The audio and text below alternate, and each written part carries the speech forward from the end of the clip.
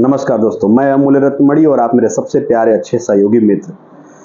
दोस्तों, जीवन में बहुत कुछ खो सकता है पर अपनी उम्मीद मत खोने दीजिएगा। आपके अंदर अगर उम्मीद खो जाती है, आपके अंदर से वो उजाला खत्म हो जाता है तो आपके जीने का मकसद खत्म हो जाएगा। आप एक जिंदा लाश की तरह हो जाएंगे। जी हाँ दोस्तों, आइए मैं एक कहानी के माध्यम से आपको बताना चाहता हूँ।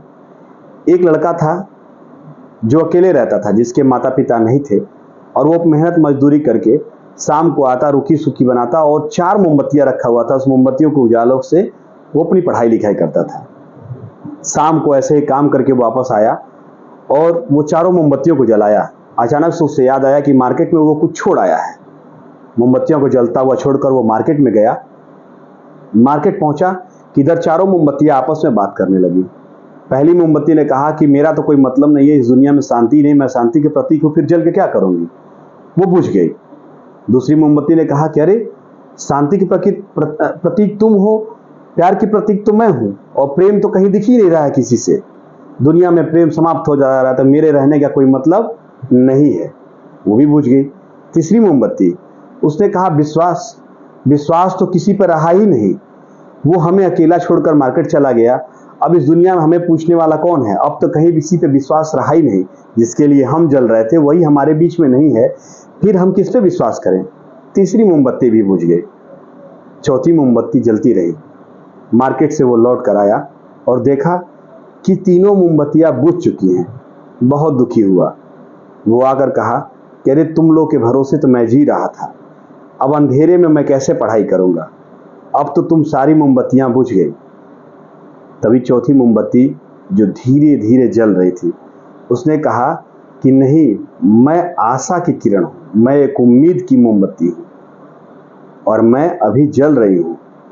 इतना जल्दी घबरा जाओगे तो कैसे काम चलेगा। मैं अपनी आखिरी सांस तक जीवित रहूंगी और तुम्हारे लिए प्रकाश करती रहूंगी। उम्मीद कभी नहीं छोड़ना। तुम मुझसे इन तीनों मोमबत्तियों को जला सकते हो और जला करके फिर अपने जीवन में वो एक बार और उजाला ला सकते हो।